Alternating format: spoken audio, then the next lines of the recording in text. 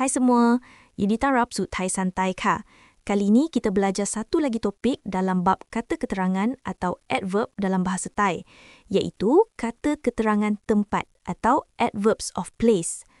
Kata keterangan tempat dalam bahasa Thai disebut คำวิเศษ บอกสถานที่ คำวิเศษ บอกสถานที่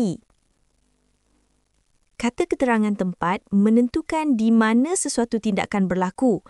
Kata keterangan ni sangat berguna ketika memberi arah atau menerangkan lokasi. Contohnya, ที่นี่ ที่นี่ di sini.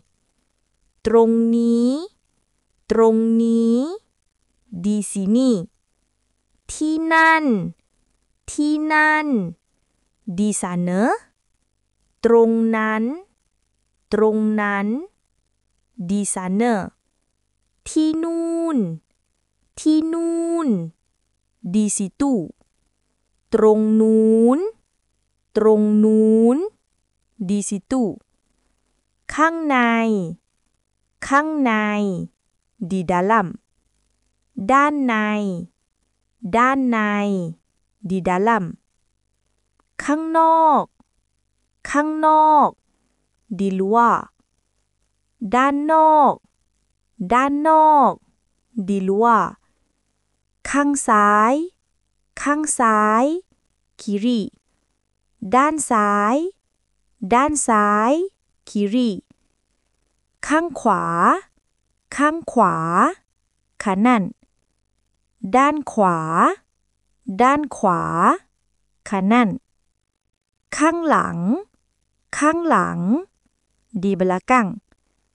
ด้านหลัง ด้านหลัง di belakang.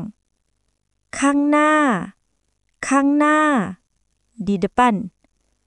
ด้านหน้า ด้านหน้า di depan. ทุกที่ ทุกที่ di mana-mana. ข้างบน ข้างบน di atas. ข้างล่าง ข้างล่าง di bawah. ต่างประเทศ ต่างประเทศ luar negara. Beza perkataanที่ dan throng.ที่merujuk kepada lokasi, kawasan, tempat secara umum dan boleh digunakan untuk tempat yang lebih besar. Contohnya, ฉันอยู่ที่นี่ saya berada di sini. Throng pula merujuk kepada lokasi lebih spesifik yang boleh ditunjuk dengan jari. Contohnya, เขายืนตรงนี้ dia berdiri tepat di sini. Beza kang dan dan. Kang bermaksud sebelah, sisi, tepi, bahagian dalam situasi informal dan perbualan harian.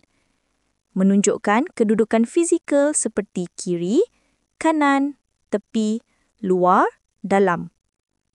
Contohnya, กระเป๋าอยู่ข้างซ้ายโต๊ะ Beg ada di tepi kiri meja.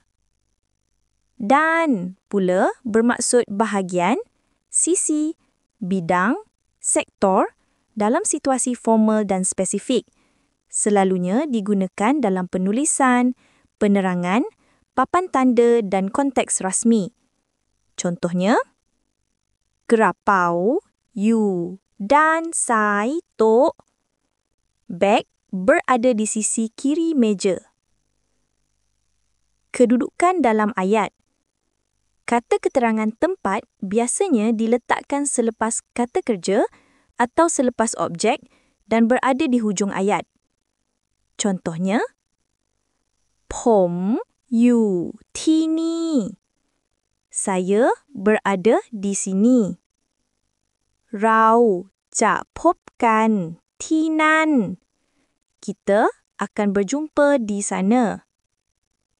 เขาไปข้างบน dia naik ke atas. พวกเขาอยู่ Kanglang. Mereka berada di bawah. Itu sahaja. Terima kasih kerana menonton video ini. Jika anda rasa video ini menarik, jangan lupa like dan subscribe untuk video seterusnya. Bye-bye.